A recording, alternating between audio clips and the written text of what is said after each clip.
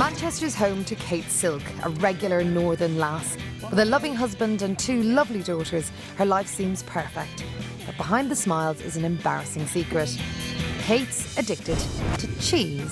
I won't put it in my mouth if it isn't cheese. It's quick, it's easy, it's tasty, and I know I like it. Kate isn't the only freaky eater in the family. Both her daughters are following in her dietary footsteps. That is medium. Kate's desperate to change, but new foods drive her to despair. I just can't put it in my mouth. But help is at hand. Clinical psychologist Stephen Briers and nutritionist Natalie Savona will try to help Kate beat her addictions. Natalie's job is to encourage Kate to embrace new foods. You just need to get where your banana boundary is. While Stephen will push her to deck the demons that drive her hatred of healthy food. Perhaps your early school experience wasn't that happy. I used to get really, really hungry. They've got just 4 weeks to reverse a lifetime of bad eating habits. I'm bored, hungry, and fed up. If somebody could wave a magic wand or hypnotise me, and then I could eat everything, that would be perfect.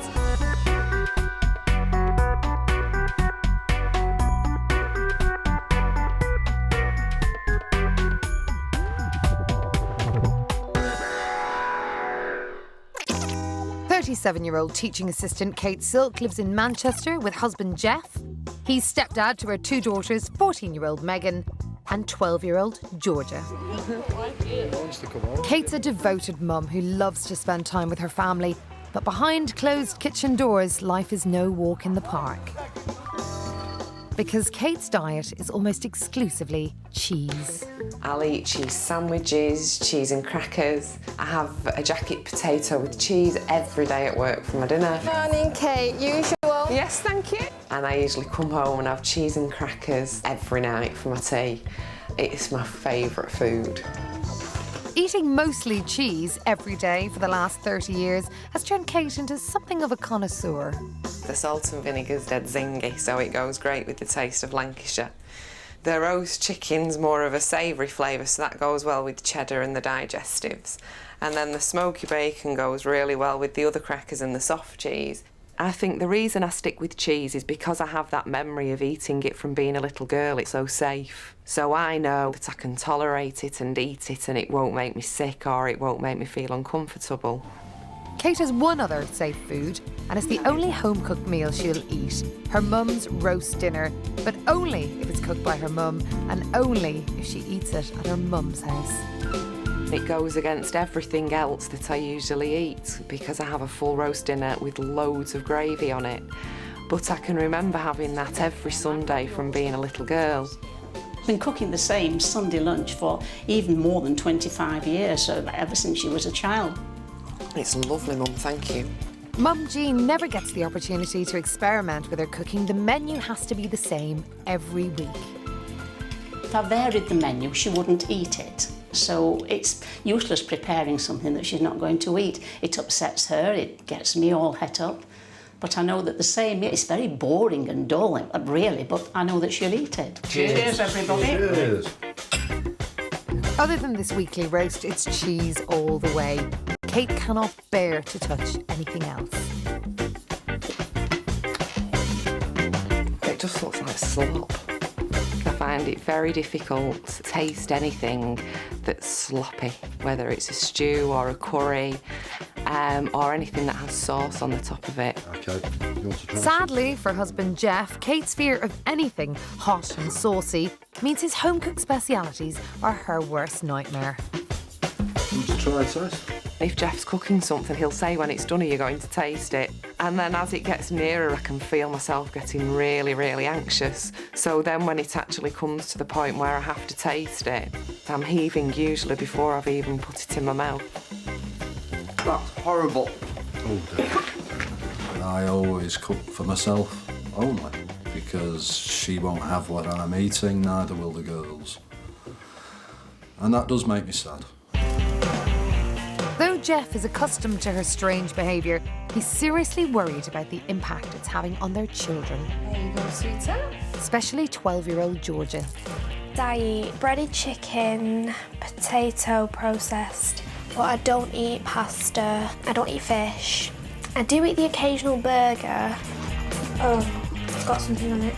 But I am normal on the crisp and chocolate front. The family's biggest passion is exotic travel, but finding food to please everyone is a recipe for disaster. When we go on holiday, it can be a nightmare. There are even occasions where I have gone into an establishment and eaten on my own. Sometimes with Kate and the girls who are eating nothing and just having drinks. A lifetime of eating cheese is finally taking its toll on Kate's patience. I'm bored of the food I'm eating. It's so repetitive, and even if you change from Lancashire to cheddar cheese, it's still the same texture, it's still the same crackers. It's got to the point now where if somebody could wave a magic wand or hypnotise me, and then I could eat everything, that would be perfect.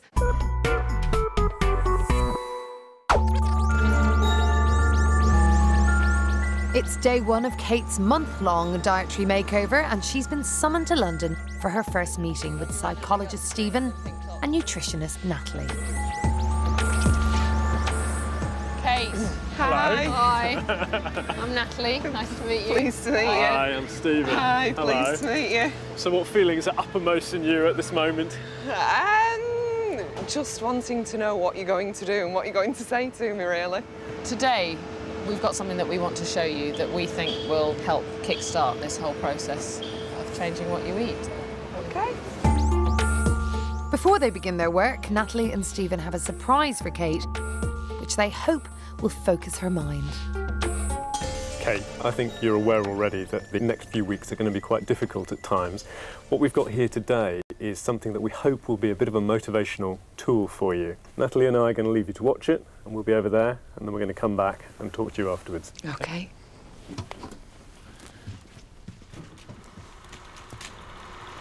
The eating problem that you have, Kate, obviously impacts on us on a daily basis.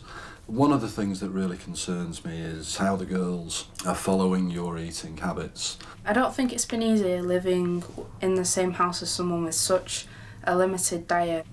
It makes me feel a bit upset because it hasn't helped what I eat and what Georgia eats. I get really concerned about my health because I'm not being able to eat everything all my friends at school eat and be able to go out and have an ordinary meal.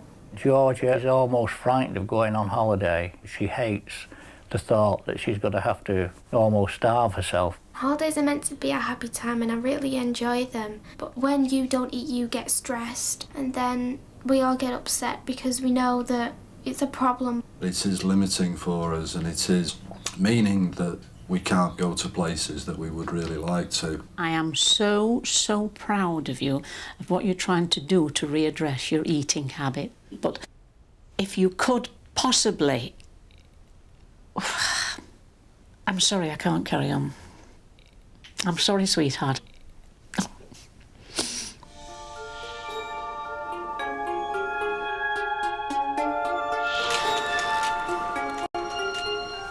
So how was it watching that? Obviously my mum got very upset. I didn't realise that she was as concerned as she is. I don't want to make anybody else's life unhappy because of something that I'm doing.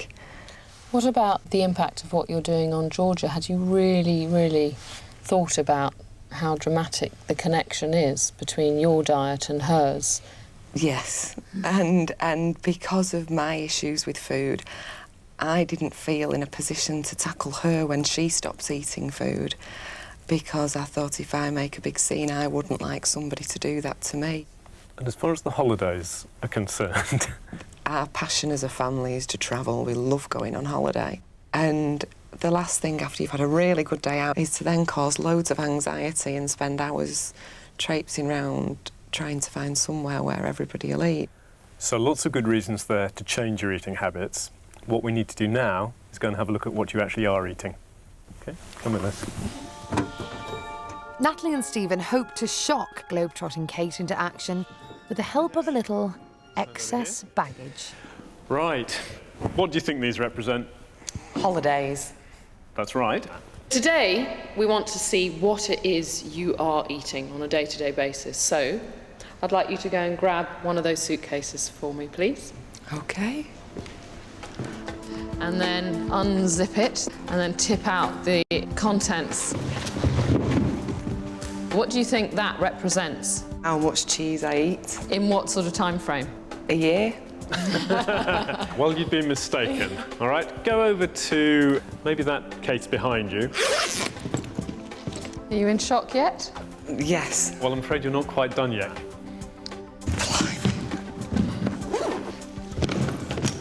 I can't believe I eat that much cheese. You know what, Kate? You're still not done. You're joking.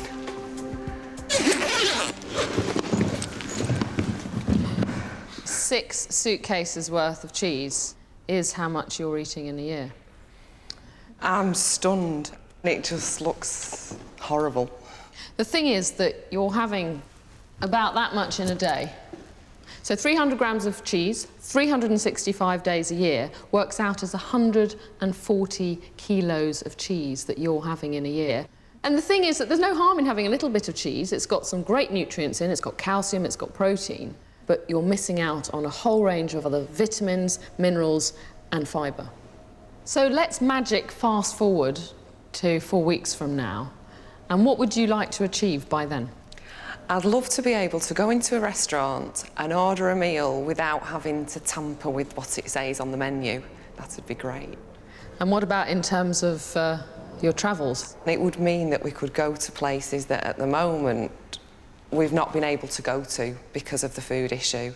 So our challenge to you is at the end of 4 weeks, you will be able to be going on holiday with your family and choosing something in a restaurant and having a really fun, delicious, harmonious family meal. I do want to change, but the thought of the reality of that is the frightening bit. Kate's obviously really up for change, but what's also obvious is that actually the prospect of changing makes her really, really anxious. It's hard for somebody who doesn't have these problems to understand just what a frightening prospect this all is for her. And these are very long established habits for her. She's been eating like this for over 30 years. We're expecting to change that in just a few weeks. It's quite a tall order for her and for us. Kate's family have already booked their next holiday, a European odyssey ending in Venice. Kate's determined to spend the next 4 weeks getting up to speed so she can chow down Italian style. Eating a meal while I'm on holiday this summer would be fantastic. The thing that really worries me is the process up until that point, and I know that that's going to push me really outside my comfort zone.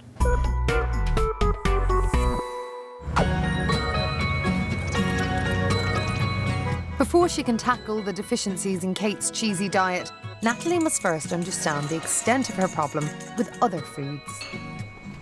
If someone's been living on cheese and cold cheese for 30 years, their palate is going to be really confronted by other sorts of foods. So I'm curious to find out where Kate stands in terms of other textures, other tastes, hot food, cold food. Where will she go with other foods? Kate, the purpose of today is for me to really try to get a handle on your food problem. So what is it that you will eat, that you won't eat, and why? What's going on around all of your food? So I thought the best place for me to start, having had a look at your food diary, is to start on familiar territory for you. That's not like the normal roast dinner I'd eat.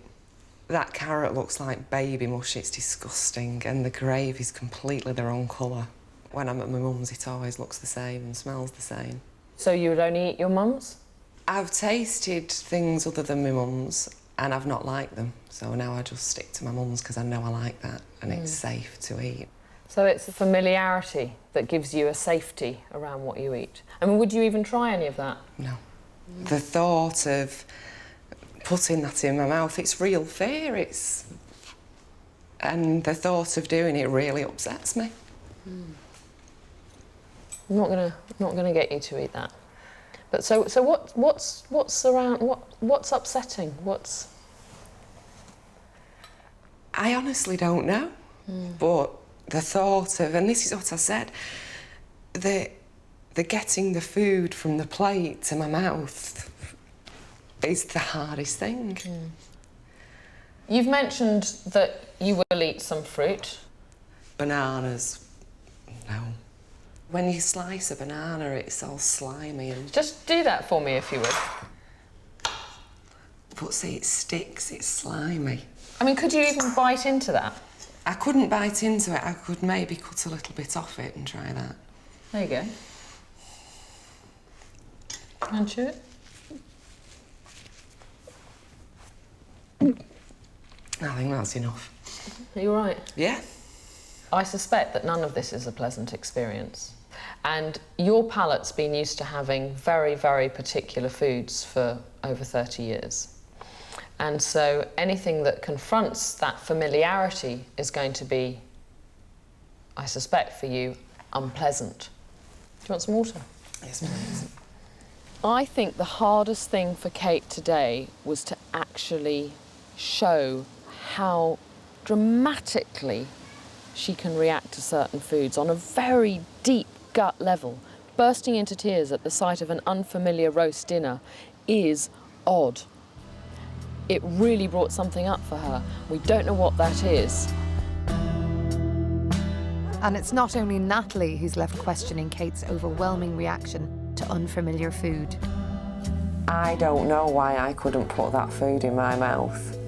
All I knew was that every part of my body was screaming at me, no, don't do it. And I couldn't physically bring myself to do it. And that's how I feel when I'm presented with a curry or a lasagna or any meal that most other people would normally eat. I'm having to realise this evening that kind of doing this, I'm going to have to face that more often.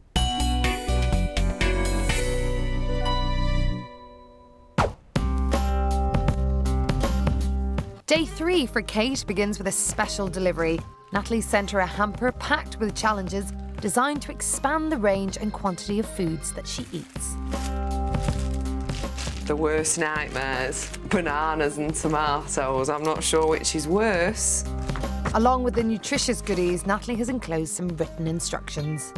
Go through your kitchen cupboards and throw out all the cheese, crackers and crisps. No eating them away from the house, they are now ex-food. I can't see myself replacing cheese with this lot. I think it's a bit extreme. Once husband Jeff arrives home, a reluctant Kate ropes him into the proceedings. A lot's got to go. There's something in the foil there. Oh, cheese. I'm not sure what's in here. Would that be cheese? Oh, it's a bit more cheese. So everything. There's nothing hidden behind the potatoes. Nothing. Oh. Ah. Another one. Okay, that's it. Is it for the bin now? Can I not just keep a bit? What am I going to eat for the next 4 weeks? It's a very sad event. That's it. Oh, bye cheese. One of the biggest nutritional benefits of cheese is zinc, essential in maintaining a healthy immune system. Now Kate's given cheese the chop, she can keep up her daily intake of zinc by eating 4 slices of roast beef, a big bag of Brazil nuts, or 75 ounces of baked beans. That's 5 cans worth to you and me.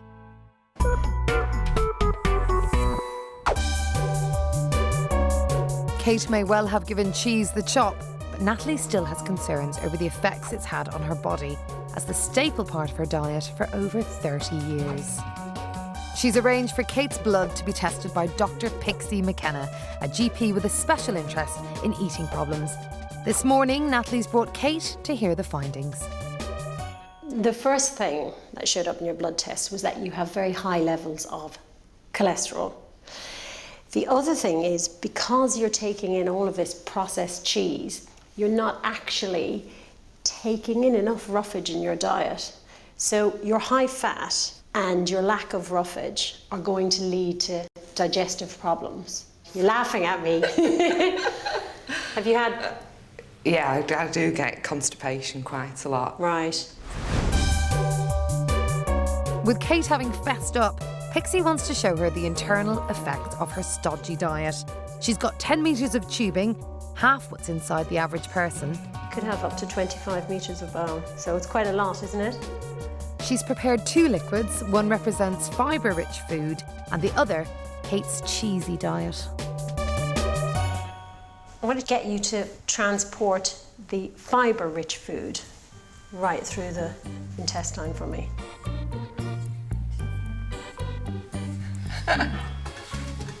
Now, what do you notice about that? It's running down quite quickly, no Yeah. problem at all. Can I get you to do the same thing with the cheesy stuff? Oh, dear. It's actually painful to watch that. But to get that to the end, you're just going to have to keep pushing and pushing and pushing. And that's what you're doing every single day of your life.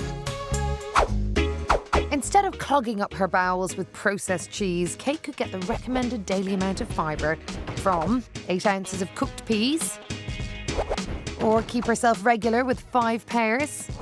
And if neither of those appealed, 18 poppadoms contain roughly the same amount of fibre. I suppose the other worry is that, you know, with constipation, you end up getting things like piles, which are varicose veins in your bottom end. You're smiling at me again. Oh, yeah. Is that something that you've had? I've had them operated on twice and I'm due to go in again for the third time because they've just come back again each time. You're a recurrent offender. Yes. Yeah.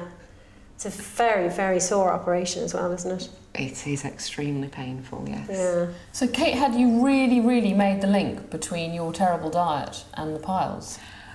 I think I had, but it's very easy to blame it on something else. It seems to me that you've had all this information, but you've put your head in the sand. Yeah. Because to fix it, I'd have to do something that I didn't want to do. I mean, for me, the most concerning thing about your diet is the fact that a diet of high fat and low fibre increases your risk of bowel cancer. And if I was told that, I'd be frightened. The most shocking thing was the increased risk of bowel cancer. I think it's something that was always at the back of my mind, but I like to fool myself in thinking that I was doing things to reduce the risk of that, when in reality I'm not. I think we've got a problem here in as much as Kate's quite familiar with the things that we were talking about today with Pixie. But that familiarity, knowing that, hasn't been enough of an incentive in the past to make her change. So I'm thinking, well, is it really going to make a great deal of difference now? There's something blocking her from having that information, knowing the danger she's in, and making the changes. As Kate's first week draws to a close, life without cheese is still a struggle. Natalie's asked her to try one new piece of fruit or veg each day. Today, she tackles her slimiest adversary.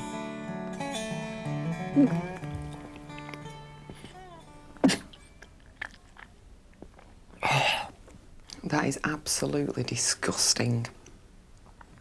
For the next few weeks, I'll try. But I think that when this is over, this is the one thing I will never, ever eat again.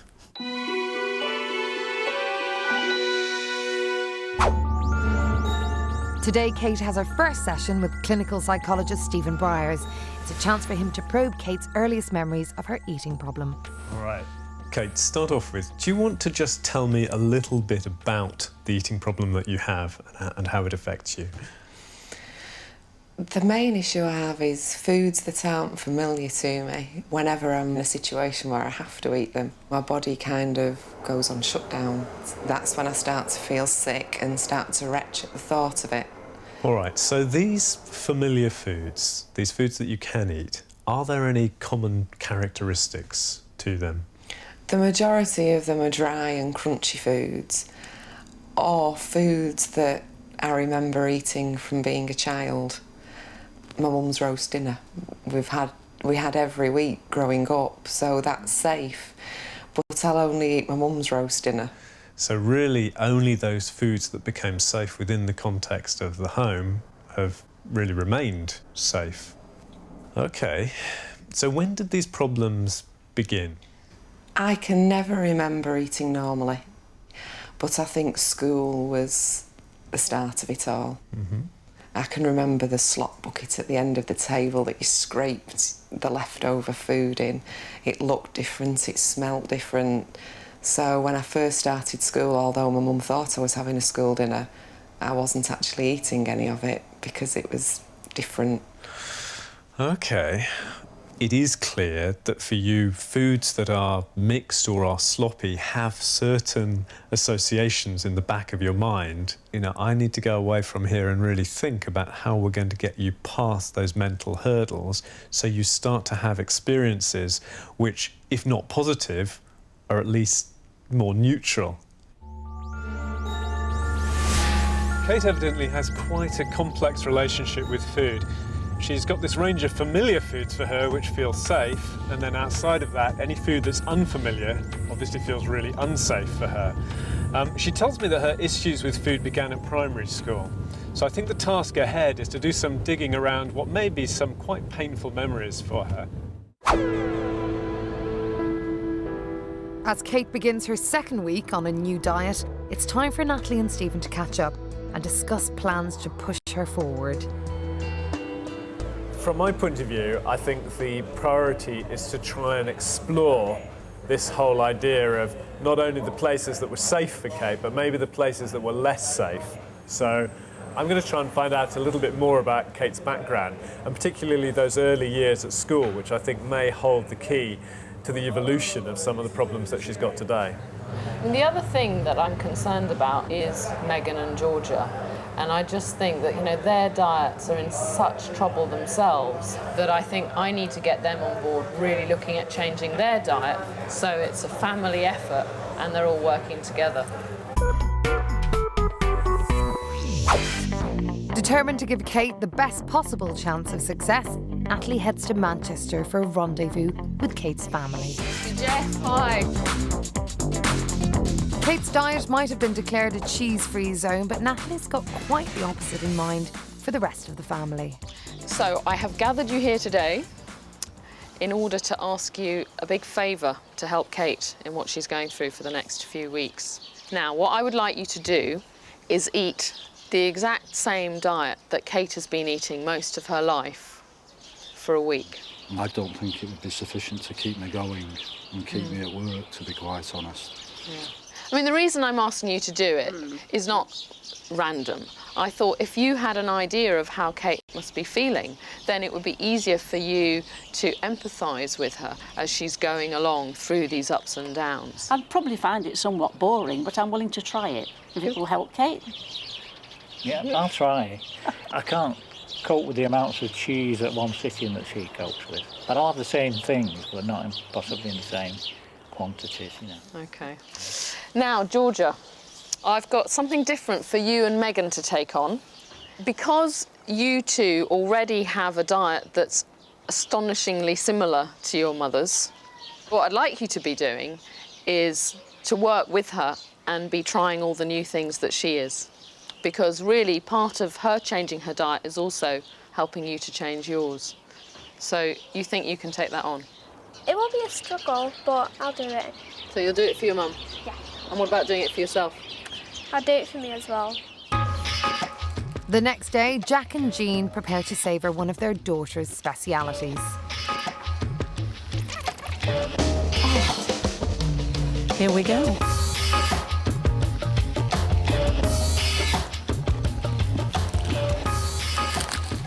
When I think that this is what Catherine eats most of the time, it would become very bland and very boring. Keep cracking cheese on all right, but not every meal. I'm gagging on this because it's so dry. You know, a tomato or a chutney or a little bit of salad with it would really help. What would be for tea then? Baked potato and cheese? Yeah. Whilst her parents are starting to lose their enthusiasm, I don't think I want to see jack potato and cheese again. Go. for Kate and the girls, there's not even a sniff of cheddar in the air. In with the new, we've got to eat new foods at least 3 times a day, some banana and some tomato. Salad for lunch plus raw green beans, red, yellow and green peppers. I don't like any of them at all. Let's think positive, ladies. Smells. Won't taste or anything. Taste minging. How much do you want? Right, next. Wild rocket. That is minging. Oh, that's foul. That's rank.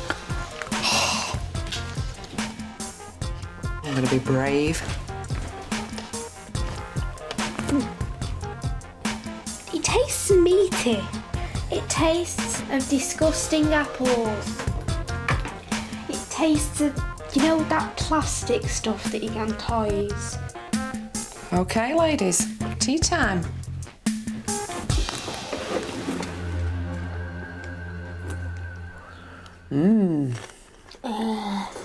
It's plants. It's just a struggle to get through. There's nothing to liven it up a bit. It'd be all right with a bit of cheese.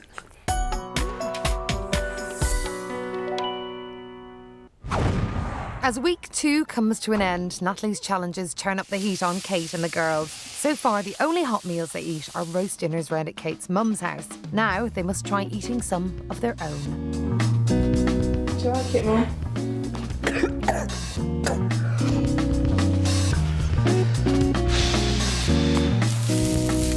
Despite struggling herself to eat anything cooked, Kate does her best to rally the girls.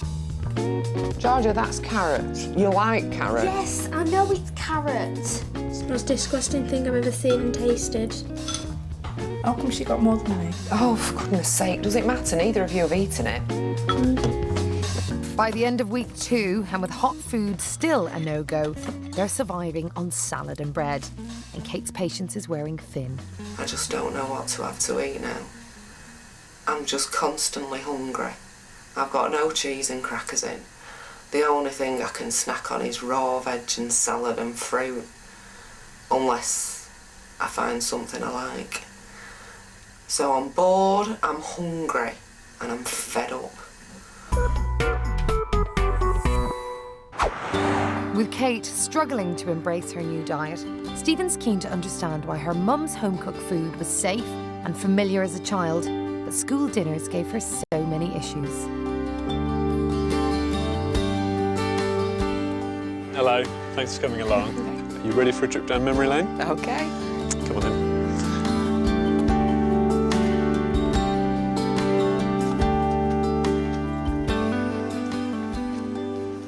OK, so here we are in the hall. Has this room changed much since you were here? No, not really. It was always similar to some. We used to have our lunch in here as well, on little tables. Coming here today, what's that producing for you? I think it's made me realise that it's not the building. It was the people in the building that didn't make my life pleasurable, really. I didn't enjoy it. Well, you're intriguing me thus far. Shall we go in somewhere where we can sit down and you can tell me a little bit more about that? OK. OK.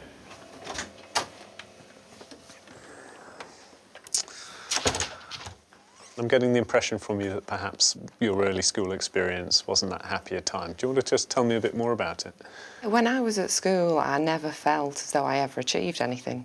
It was either very good academic achievement or very good sporting achievement that got you credit while you were at school, and because I didn't excel in either of those, I always felt as though I wasn't valued while I was at school. And I think teachers had the favourites, and that wasn't fair. Just give me a few adjectives to describe the nature of school. Frustrating. Frustrating. Annoying. I used to get really, really angry with it. It was unpleasant. They're all negative and very strong feelings. Strong negative feelings, yeah? What about meal times? Do you have any memories? You used to sit at little tables and they'd give the cups and stuff out, and they used to have the bucket at the end of the table that all the slops went into. And I can remember being repulsed by that. And I can remember sitting at the dinner table and just not eating it, and there was no way they were going to make me. And rejecting those foods associated with school, in effect, you're also rejecting everything that school had come to stand for in your head, which sounds quite powerful, actually, now you talk about it. I mean, the tone of it seems really quite quite strong. And I can understand, in the light of what you've been telling me, why you might choose not to take into your body and make part of yourself anything that this place was serving up. Good feelings are all organised around the foods that are familiar for you and are associated with the comfort that comes from home.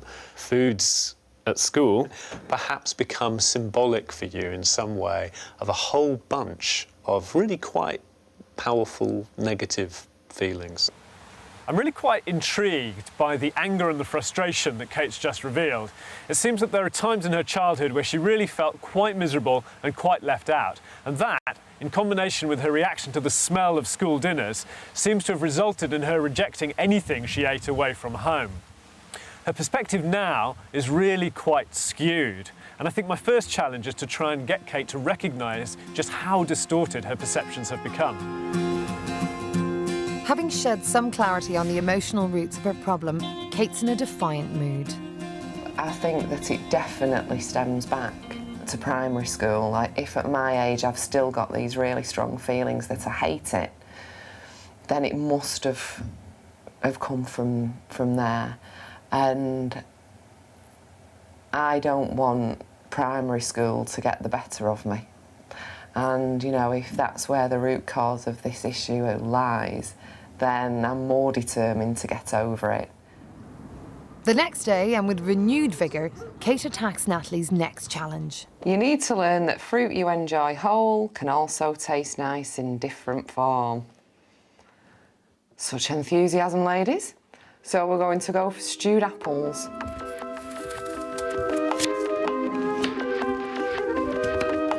Right, according to the recipe, 4 to 5 minutes and that's done.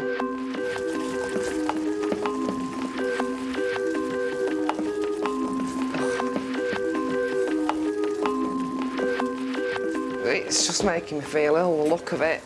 Even the smell, it's stupid. I like cinnamon, I like nutmeg, but the smell's making me feel sick. You'll be fine with it. It's not gonna kill you. I can't eat it. It just seems so stupid. The kids are in there giving it a go and I just can't put it in my mouth. I'm just repulsed by it. Oh. And it's stupid, and I know it is, but I just can't do it.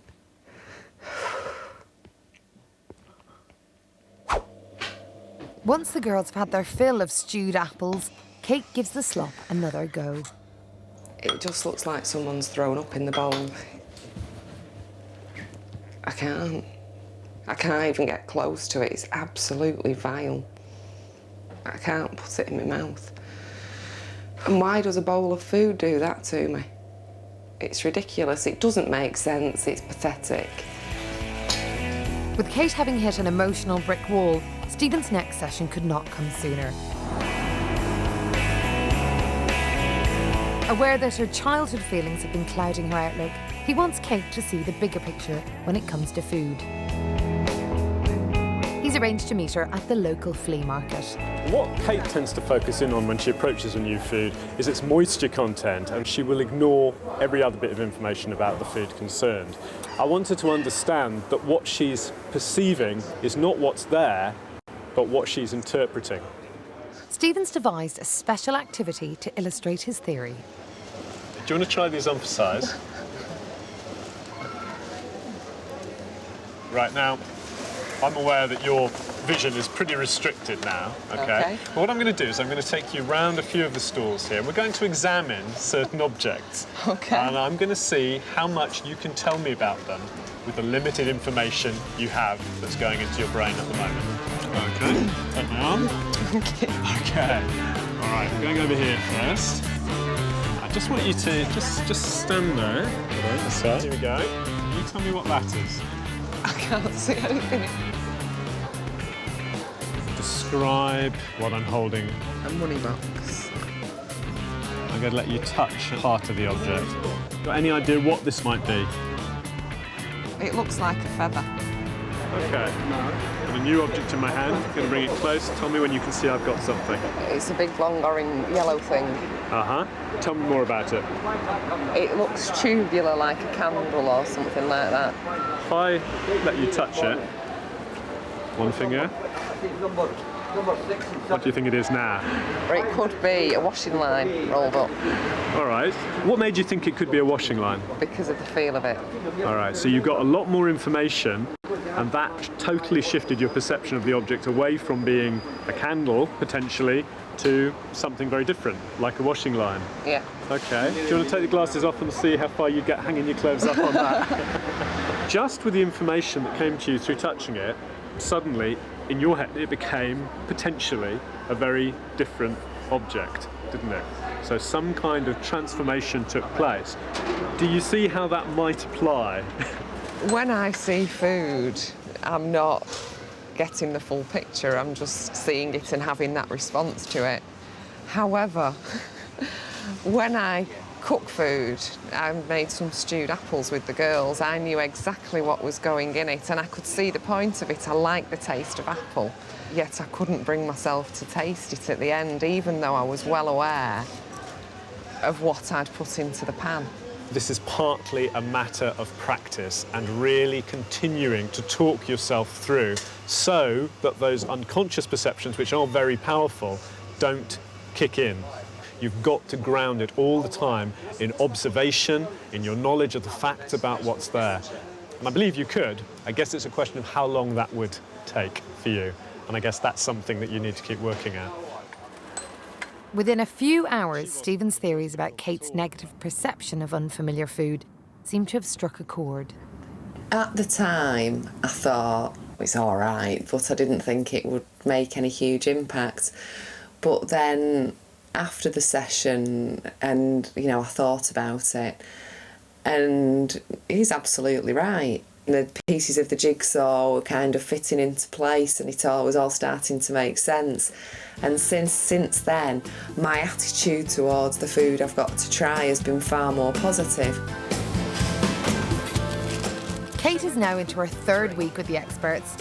Raw fruit and veg are going down a treat, but while she does her best to try hot and sloppy dishes, every meal is a struggle for her. She has faced a lot of difficulties because she knows that she doesn't like certain things and certain textures, but she's been trying, but I think she's been doing really well. And she's not cheated. Despite her hard work, Kate's chances of eating a restaurant meal look slimmer than spaghetti.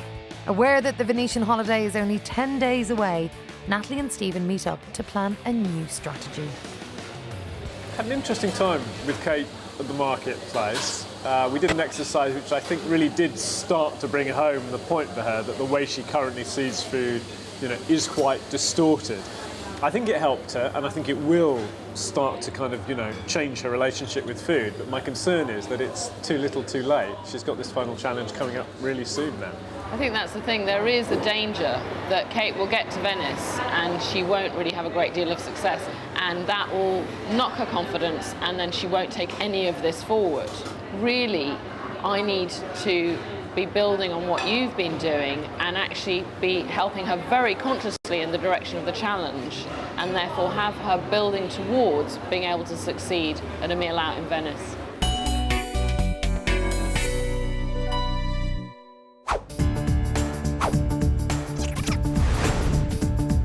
So Natalie heads to Manchester and persuades Kate to visit a well-known Italian restaurant. She wants to try out some of Stephen's techniques to demystify unfamiliar foods. Right, Kate, so you can see where we are. What's that nervous grin? I think food might be involved. Really? The thing is that your goal is to be able to go on holiday to Italy and choose something from the menu and enjoy a meal. And the purpose of today is for you to get a bit more of a feel about Italian food, getting a bit excited about it. So why don't we just go and meet the chef then? Okay. Head chef Steve Hildebrand has been lined up by Natalie to demonstrate to Kate that the pasta she's terrified of is actually made up of ingredients she's already conquered. You're going to incorporate all the flour into the egg. This is you making your own food. What we're going to do now is going to feed this through the pasta machine. This is good. And then all I do is feed it through the other side of the machine. You've made pasta. That was good fun. So I think there's only one thing left to do with that. Up until now, Kate's never managed to swallow anything that involves a tomato-based sauce. Come on. It doesn't look very appetizing. No disrespect. To me, it doesn't look very appetizing. Why? Because it's all sloppy. Why don't you try just a little bit of the pancetta?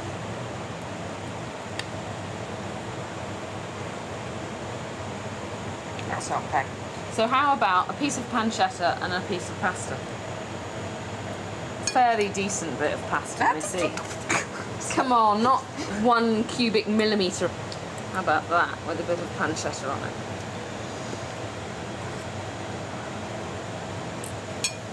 Just taste the ham, taste the pancetta. My mouth is tingling now and it is quite pleasant. It's a really nice feeling I've got in my mouth, that's fab. I'd suspect that that's the largest combination of flavours and ingredients you've ever tasted in one go. Yeah. Ever. Yeah. Well done. Thank you. Wow, I think Kate has reached a whole other level with food. So working on her interest with food and getting her really inspired by the ingredients, what's going into it, making it herself, especially the pasta making, has completely changed her perspective in one afternoon, just like that. She can really see that she could start to get excited about making and eating food. Back at home, Kate's feeling just as optimistic. When I first walked in and realised it was an Italian restaurant, my hands were sweating. But once I saw the ingredients and I recognised them all, on their own they weren't scary. And it meant the dish wasn't as frightening at the end. And I think that that has motivated me at home and to get the girls more involved, because if I can get them making a dish with ingredients that they're comfortable with, then hopefully they'll be more prepared to have a go at the end product as well.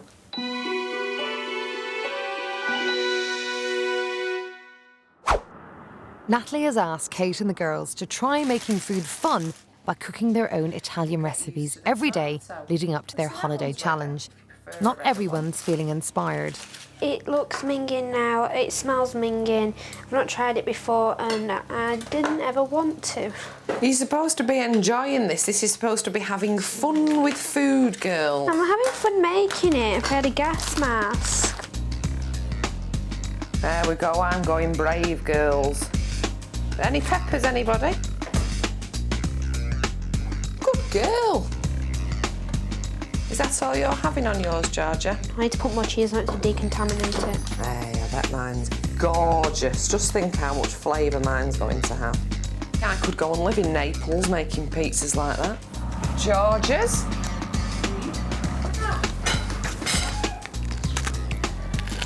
Are you eating the bits with tomato on? I will try it, because if it tastes anything like tomato ketchup, it'll be minging. It's not minging, it's just different. Differently minging. A few weeks ago, there's no way I'd have eaten a pizza with tomato on. Whereas now, it was strange, but it didn't make me feel sick because I was thinking positively about it, which is great. So do you think if we went away, you'd be able to ask for a pizza with a little bit of tomato on? Well done, Meg. What about you on holiday? What do you think you're going to be doing? I think I'd still ask for it without. Sorry, Mum. It's okay, you've got nothing to apologise for. You tried your best, darling.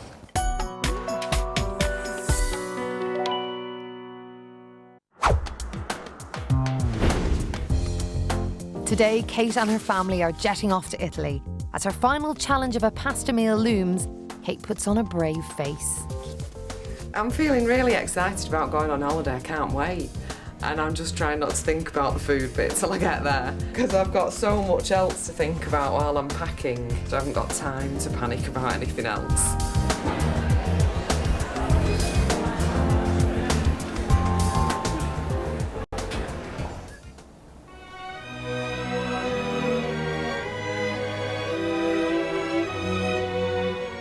The floating city of Venice is home to some of Italy's finest restaurants, as well as its famous canals and gondolas.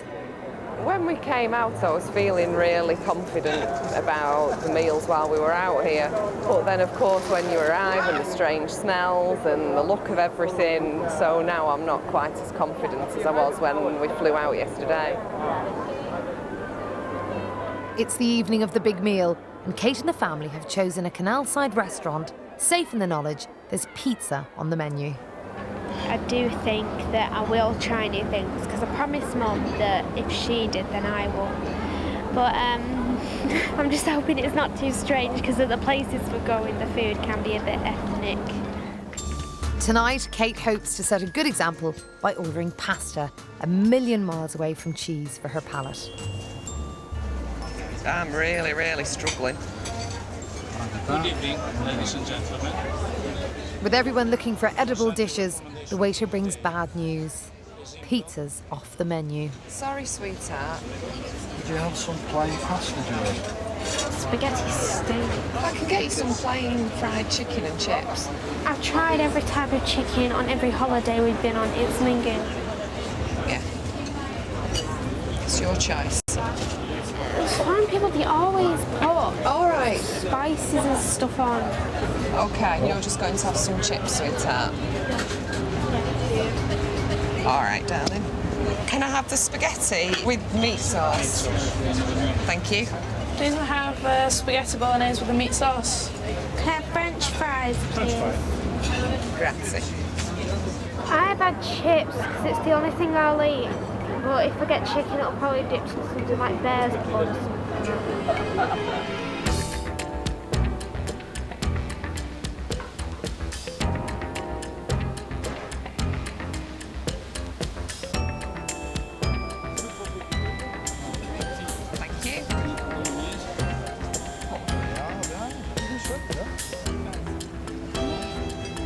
It's not saucy at all. Good stuff. Like it, Mum? No, that's disgusting. What? I'm wiping my mouth. You're doing great. Very well done, sweetheart.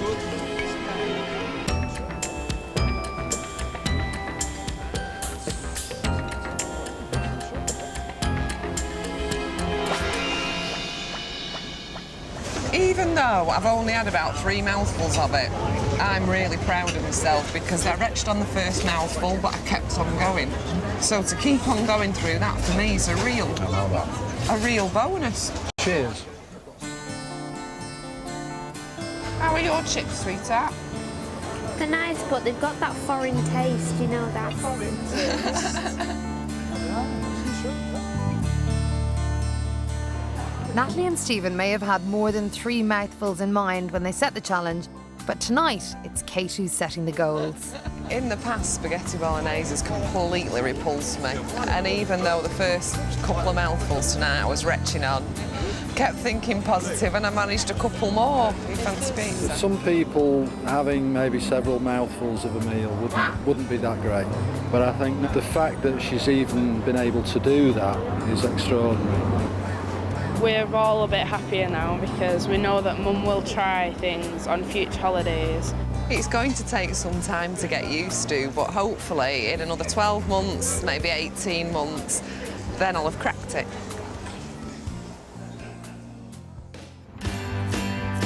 One month later, and the experts are back to find out how the travellers have fared. Pizza or plate of pasta and we'll be delighted. Any more and we'll be over the moon. Anything slightly moist would be good. A quick tour of the kitchen gives Natalie concrete proof of change. Vegetables. Yes. Pepper. Onion. Strawberries, grapes. And they're mine. Are you going to be eating those? Yes. You have one now? Yeah. Aren't they lovely? They're nicer on the vine than off as well. A few weeks ago, you wouldn't have even touched a tomato physically with your hands. I know. Now you're going, oh yes, I have to have them off the vine and being all poncy about your tomatoes, which is great. I reckon that is success. Kate's diet has now expanded to include soups, fish, and a wide variety of fruit and vegetables. Even spicy chicken fajitas are on the menu at Kate's place. I'm enjoying yours. It's not bad. It's quite nice, it's spicy. It's burning my mouth. My lips are tingling away. It does sound like there's been a real shift in the culture around food in the family, and much more open-mindedness now and much more determination to succeed. And I really hope they do stick with it, because I think if they do, they really can get to a place where everybody's going to be comfortable with a far wider range of foods. I said at the beginning of this, the biggest challenge for me would be to put food in my mouth, and that's what I'm able to do now. For me, making that progress in such a short time is phenomenal.